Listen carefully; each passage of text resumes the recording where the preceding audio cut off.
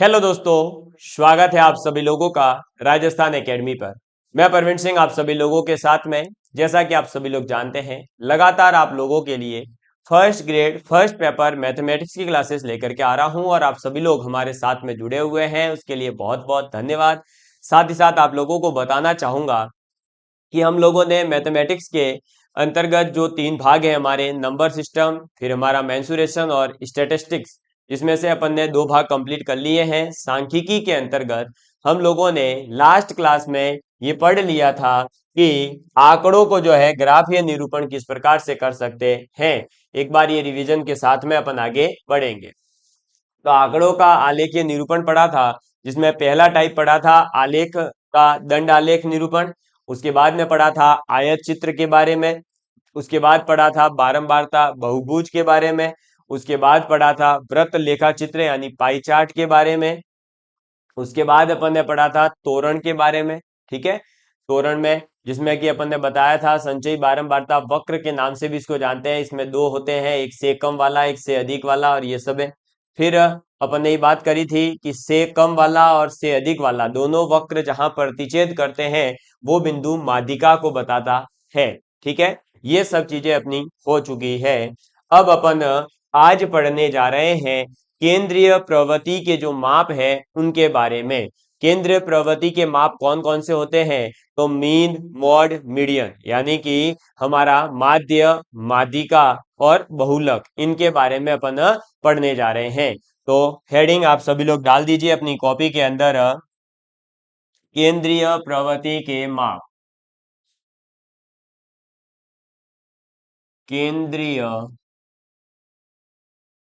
प्रवृत्ति के माप। ठीक है, यानी कि मेजरमेंट ऑफ सेंट्रल टेंडेंसी। ठीक है, तो अपन क्या करने वाले हैं, जो केंद्रीय प्रवृत्ति के माप है उनकी बात करने वाले हैं। अब केंद्रीय प्रवृत्ति के माप के अंदर सबसे पहले क्या आता है उसकी बात करेंगे। तो केंद्रीय प्रवृत्ति के माप के अंदर बेसिकली जो आंकड़े हैं हमारे पास, जो डाटा होता है, उन आंकड़ों की संक्षिप्त रूप से यानी एक शॉर्ट फॉर्म के अंदर जो है हम ये कह सकते हैं कि इनको व्याख्या करते हुए, है ना, एक एवरेज लेते हुए, एक ये कह सकते हैं कि पूरे के पूरे इतने लंबे चौड़े आंकड़ों को छोटे से फॉर्म के अंदर बता दिया जाता है। जैसे कहते हैं ना कि ये तो 19-20 है, 19-20 मतलब थोड़ा सा फर्क आता है। उस प्रकार से जो लगभग सभी चीजें होती है उनका एक संक्षिप्त रूप हमारे सामने आ जाता है इन केंद्रीय प्रवृत्ति के माप के माध्यम से। अब केंद्रीय प्रवृत्ति के जो माप है, इसके अंदर तीन माप हमें पढ़ने हैं। पहला कौन सा आता है, तो मीन, यानी कि माध्य के बारे में। ठीक है, माध्य। फिर दूसरा है मीडियन, जिसे अपन कहेंगे माध्यिका। तो मीन, मॉड और मीडियन। फिर तीसरा हमारे पास में आता है बहुलक। ठीक है, बहुलक, जिसे अपन कहते हैं मोड। क्लियर? तो अब मीन, मॉड, मीडियन के बारे में पढ़ना है। सबसे पहले आप हेडिंग डाल दीजिए अपनी कॉपी के अंदर, माध्य। किसकी बात करेंगे अपन? माध्य की बात करेंगे। और माध्य को इंग्लिश में कहते हैं मीन। क्या कहते हैं? मीन कहते हैं। तो अपन अब मीन के बारे में यानी माध्य के बारे में बात करेंगे। माध्य के अंदर क्या होता है बेसिकली, कि सभी जो प्रेक्षण होते हैं उन सभी प्रेक्षणों पर आधारित होता है ये मीन। ठीक है ना, इसमें सभी प्रेक्षणों का ज्ञान होना जरूरी है। तो ये आपके दिमाग में रहना चाहिए कि सभी प्रेक्षणों की जरूरत कब पड़ती है या सभी प्रेक्षणों पर आधारित कौन सा केंद्रीय माप है, तो वो है मीन। ठीक, अब इसमें क्या किया जाता है कि जो हमारे मीन होता है, उसका मतलब क्या होता है, जितने भी हमारे पास आंकड़े हैं उन सभी आंकड़ों को अपन जोड़ देते हैं, योग करते हैं, और फिर उसके अंदर जितने वो आंकड़े थे उतनी संख्या का भाग दे दिया जाता है।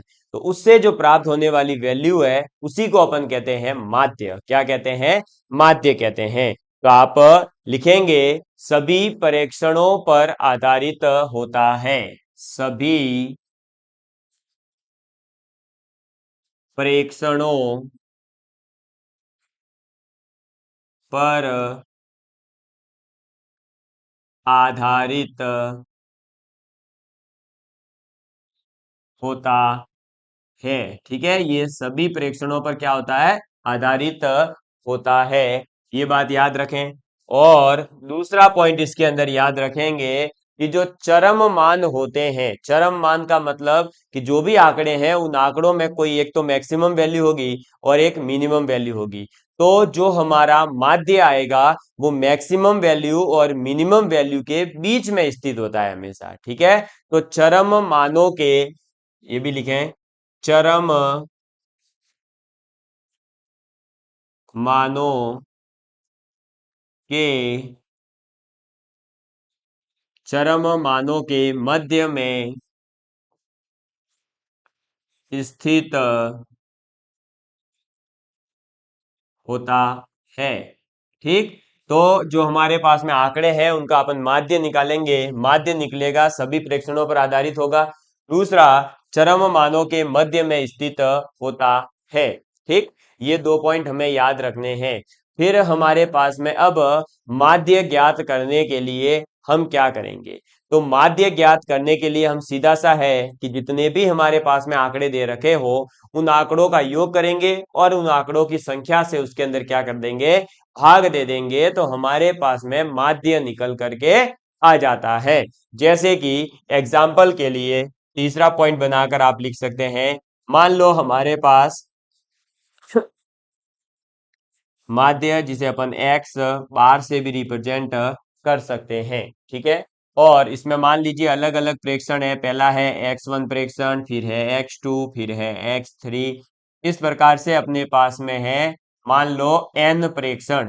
तो n प्रेक्षणों का अलग अलग जो भी रिजल्ट आएगा उन सभी को अपन ने जोड़ दिया और इसके अंदर भाग दे देंगे ये कितने प्रेक्षण है, तो ये प्रेक्षण है देखो 1 2 3 ऐसे करते करते n, तो n का भाग दे देंगे।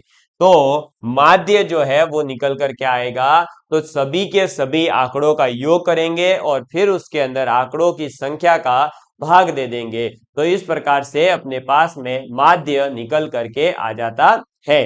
तो आंकड़ों का माध्य आप कैसे ज्ञात करेंगे, मुझे उम्मीद है कि आप लोग इस चीज को समझ गए होंगे। इसको नोट डाउन करिए। और आपको ये भी बता दूं कि किसी विद्यार्थी के दिमाग में आ रहा होगा, सर मैंने तो ये चीज जो है छठी सातवीं क्लास में औसत के रूप में पढ़ी थी, एवरेज के रूप में पढ़ी थी, तो क्या माध्य और औसत एक ही चीज है? हाँ, लगभग दोनों एक ही चीज है। तो आप इसे औसत यानी कि एवरेज भी कह सकते हो, इसमें कोई गलत नहीं है। ठीक है, तो माध्य या फिर आप इसे जो है औसत कहें तो भी कोई गड़बड़ नहीं है। समांतर माध्य भी कई बार शब्द जो है हमारे परीक्षा में देखने को मिल जाता है, तो समांतर माध्य का मतलब भी यही होता है। ठीक है, आपको चिंता करने की जरूरत नहीं है, कैसा भी वर्ड आ जाए आपको तो समझ में आ गया अब। ठीक, चलो अब हम इस पर आधारित फर्स्ट ग्रेड 2022 का एक प्रश्न है वो करेंगे, लेकिन उससे पहले अपन एक छोटी सी जो है प्रैक्टिस करते हैं। और प्रैक्टिस के लिए मैं आपके सामने एक छोटा क्वेश्चन लिख रहा हूं, आप सभी लिखेंगे। मान लो हमारे पास आंकड़े हैं 2 5 7 3 10 11, ये हमारे पास में आंकड़े हैं। ठीक है, इनका माध्य ज्ञात करना है, का माध्य ज्ञात करें। तो अब इनका माध्य ज्ञात करना है तो हम क्या करेंगे, सबसे पहले सीधी सी बात है कि सभी आंकड़ों का योग ज्ञात करेंगे। तो योग, और योग क्या हो जाएगा, तो 2 + 5 + 7 + 3 + 10 + 11। ठीक है, अब इनको जोड़िए। तो देखो 5 और 2 7, 7 और 7 14, 14 और ये 14 28 और 10 38, 38 आ गया। ठीक है, अब 38 तो इसका योग आया है, हमें क्या करना है, हमें माध्य ज्ञात करना है। माध्य क्या होता है, तो माध्य होता है योग आंकड़ों का बट्टे आंकड़ों की संख्या। ठीक है, अब देखो योग तो आ गया 38, आंकड़ों की संख्या कितनी है, तो देखेंगे। तो देखो 1 2 3 4 5 और 6 कितनी है, 6। तो इसका मतलब 38 के अंदर अपन 6 का भाग देंगे। अब 6 का भाग देंगे तो कितनी बार जाएगा, तो देखो 6 चिंग 36, फिर बचा 2, तो पॉइंट लगा दीजिए और 0, तो कितना हो जाएगा 6 तिया 18, वापस से 2 बचा, वापस 0, 6 तिया 18, 6 तिया 18, ये 3 3 3 3 3 चलता ही रहेगा। इसका मतलब हम इसका आंसर दे देंगे 6.3।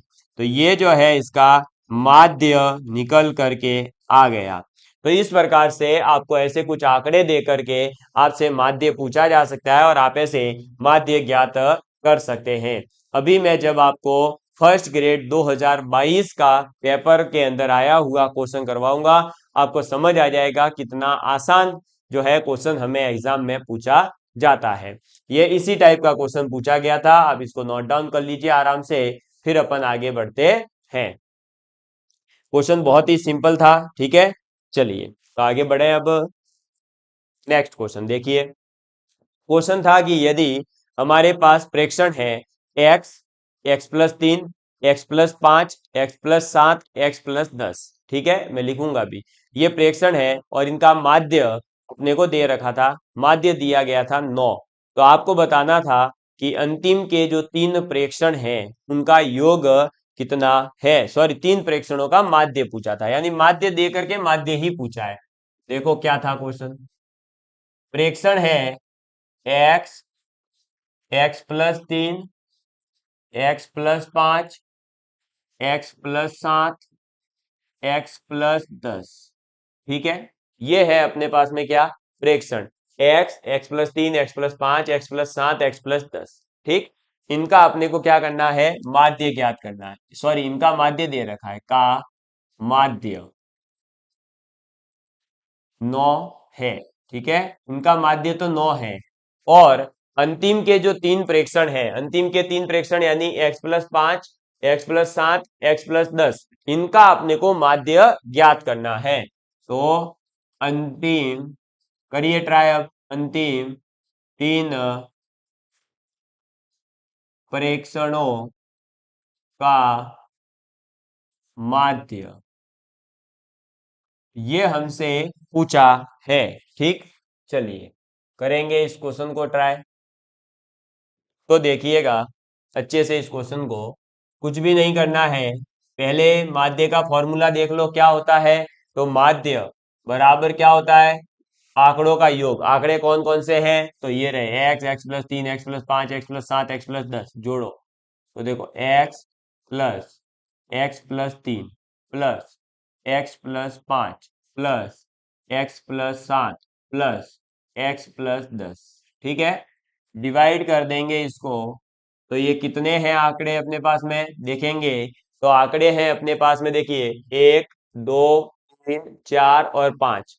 5 का डिवाइड करेंगे, अब देखिए ये आ जाएगा 9, और ये 5 जो है इधर क्रॉस मल्टीप्लाई होगा, तो 5 × 9 बराबर 1, 2, 3, 4 और 5। 5 तो x है यानी 5x हो जाएगा, प्लस 3 और 5 8, 8 और 7 15, 15 और 10 25, तो ये कितना हो गया 25, ठीक।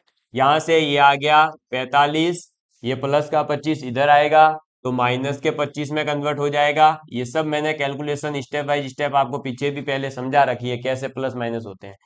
अब 45 - 25 हो जाता है 20, 20 में इस 5 का भाग दे देंगे तो x की वैल्यू निकल कर आएगी, और x बराबर आ जाएगा 5 चौक 20, यानी x बराबर आ गया 4। देख लो ये कट जाएगा, है ना, ये 5 से 4 बार, बस ये लीजिए। तो x बराबर कितना आ गया अपने पास में, 4 आ गया। अब x बराबर 4 आया है।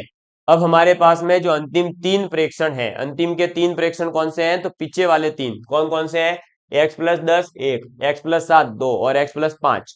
इनके अंदर x की वैल्यू पुट करेंगे, तो अंतिम 3 प्रेक्षण, ठीक है, अंतिम 3 प्रेक्षण की बात करेंगे अब।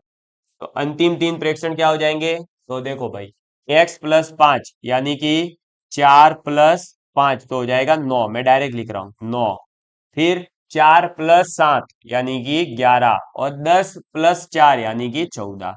ये आ गए अंतिम 3 प्रेक्षण, 9, 11 और 14। इनका अब अपने को क्या करना है, माध्य ज्ञात करना है।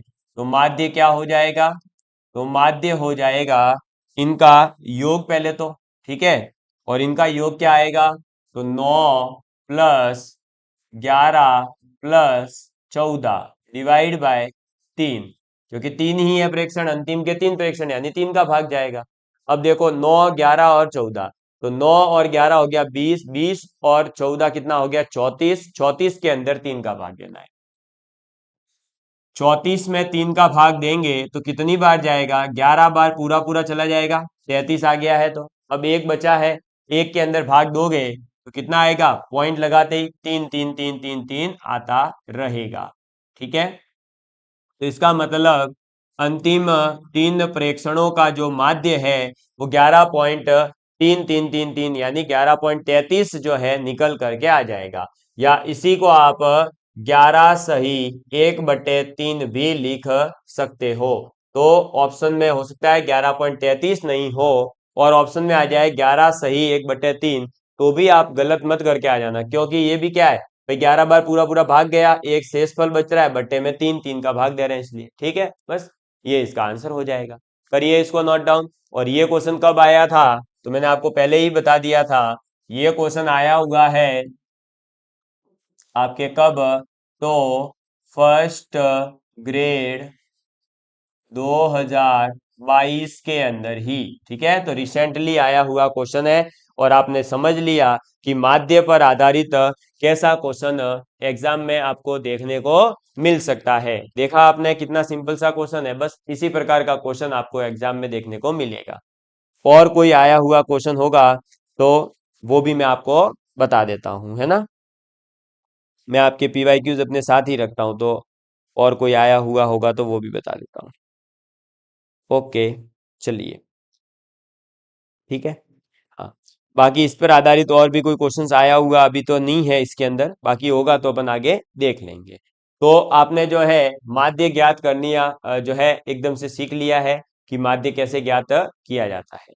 अब इसके अलावा भी माध्य के लिए कुछ जो है एक दो फॉर्मूले और भी आते हैं, जैसे कल्पित माध्य विधि भी है, फिर एक पग विचलन विधि भी है। तो हमें जो है इन विधियों के अंदर जो सूत्र यूज होते हैं वो पता होने चाहिए, ठीक है। तो आप सूत्र लिख लीजिए। दूसरा अब मेथड, पहला वाला तो अपन ने वो जो है सीख लिया पीछे फॉर्मूले वाला, उसे कहते हैं प्रत्यक्ष विधि भी, ठीक है, डायरेक्ट मेथड। अब लिखेंगे कल्पित माध्य विधि, ठीक।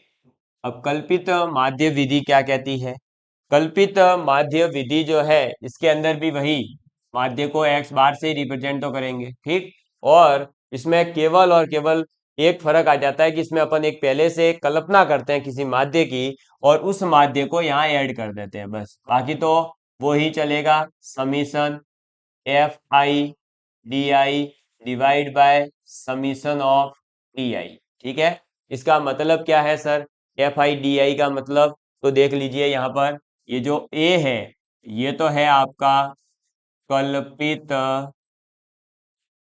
माध्य, ठीक है। और di का जो मतलब है वो है xi-a, यानी हमारे पास में जो भी आंकड़े दे रखे होंगे उन सभी आंकड़ों को अपन क्या करेंगे, कल्पित माध्य में से घटाएंगे, तब जो क्वांटिटी निकल कर आएगी है ना, उसे अपन di से रिप्रेजेंट करते हैं। और फिर क्या करेंगे, तो x बार बराबर हो जाएगा कल्पित माध्य और उसमें जोड़ देंगे Fi/di। Fi मतलब कि उस आंकड़े की फ्रीक्वेंसी आवृत्ति कितनी है, ठीक है। और di मतलब जो निकल कर आएगा xi-a से, जो आंकड़ा दे रखा है उसमें से a को, कल्पित माध्य को घटाने पर जो आएगा वो, ठीक है। इस प्रकार से ये सॉल्व होगा। इसके बाद में कल्पित माध्य के बाद में आता है तीसरा अपने पास में पग विचलन विधि। आपको केवल ये नाम याद रखना है और फॉर्मूला याद रखना है, ठीक है। पग विचलन विधि। अब पग विचलन विधि क्या कहती है, तो पग विचलन विधि भी ठीक इसी प्रकार है। एक्स बार बराबर क्या हो जाएगा, तो एक्स बार बराबर में वही a प्लस समीशन, अब की बार समीशन का मतलब योग है, ठीक है ना, वही यहाँ पर भी। तो यहाँ आ जाएगा Fi U I summation of U I, ठीक है, क्या आ जाएगा, A plus summation of F I U I divide summation of F I frequency का योग, ठीक है, एफ आई, और गुणा इसमें हो जाता है बस एक एक्स्ट्रा एच से, ठीक है। तो अगर एच से गुणा कर दिया तो पग विचलन विधि, डायरेक्ट लिखा है तो कल्पित विधि, और ये ए वगैरह कुछ नहीं है, डायरेक्ट इसका यूज किया है तो फिर वो प्रत्यक्ष विधि होती है। अब इसके अंदर देखिए, इस यू आई का मतलब क्या है सर, यू आई का मतलब है जो पीछे डी आई था ना, एक्स आई माइनस ए, उसमें भी अपन एच का डिवाइड कर देते हैं। और ये फॉर्मूला कब यूज करते हैं माध्य का, तो पग विचलन विधि तब ज्यादा काम आती है जब आपके पास में वर्ग अंतराल में आंकड़े दे रखे हो, ठीक है, किसमें दे रखे हो, वर्ग अंतराल में। तो यहां पर ए का मतलब तो वही है जो पहले था, कल्पित माध्य, ठीक है, ए का मतलब तो क्या है, कल्पित माध्य। और एच का मतलब क्या है, तो एच का मतलब है वर्ग अंतराल, जो अपने पास में वर्ग है ना, उसका डिफरेंस कितना है, और वर्ग अंतराल आपको पता ही होगा, हाईएस्ट माइनस मिनिमम, ठीक है। तो ये हो गया पग विचलन विधि। तो मुझे लगता है कि आप सभी लोगों को कल्पित माध्य विधि और पग विचलन विधि के भी फॉर्मूले याद रह जाएंगे। ये केवल फॉर्मूले याद रखने हैं, आपका काम हो जाएगा। इसको आप एक बार नोट डाउन कर लीजिए, इसके बाद में अपन आगे बढ़ते हैं, ठीक है। चलिए, नोट डाउन कर लिया, ओके। तो अब देखिएगा दोस्तों, ये अपना जो है माध्य यहाँ पर कंप्लीट हुआ। अब अपना माध्यक और बहुलक बचा है, इसके बाद में और क्या बचा है वो एक बार देख लेते हैं। और ठीक है, माध्य हो जाएगा, फिर इन तीनों में रिलेशन आ जाएगा, और उसके बाद में ये टॉपिक अपना जो है समाप्त हो जाएगा, है ना। तो इसलिए अभी इस हफ्ते तो अपन आराम से पढ़े, उसके बाद में आपका ये कंप्लीट हो रहा है, पूरा ही मैथ्स आपको जो है कंप्लीट करवा दिए हमने। तो अब दो टॉपिक और रहे इसके अंदर, माध्यक और बहुलक, वो पढ़ेंगे, और उसके बाद एक क्लास और ले लेंगे जिसके अंदर इसके जो रिलेशंस है, इन पर आधारित क्वेश्चंस हैं वगैरह है, वो अपन थोड़ा सा डिस्कस कर लेंगे। और उसके बाद में आपके first grade first paper mathematics का पाठ्यक्रम पूरा का पूरा टॉपिक वाइज सिस्टमेटिकली यूट्यूब पर फ्री ऑफ कॉस्ट हमारे द्वारा अवेलेबल करवा दिया गया है। तो आप पढ़ सकते हैं और अपने दोस्तों के साथ में प्लेलिस्ट को शेयर कर सकते हैं। क्लियर, चलिए, तो अब मिलते हैं अब अपन अगली क्लास में, तब तक के लिए bye bye, take care and please share with your friends. जय हिंद, जय भारत।